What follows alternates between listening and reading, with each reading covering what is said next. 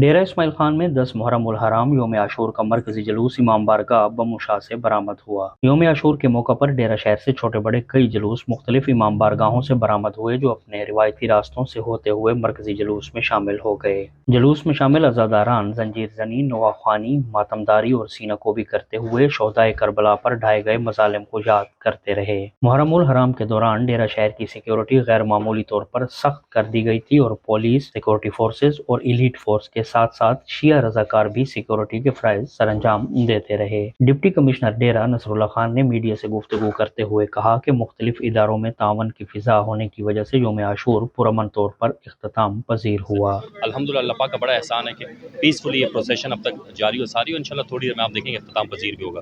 میں بہت زیادہ مشکور ہوں ضیاء خان کے عوام کا۔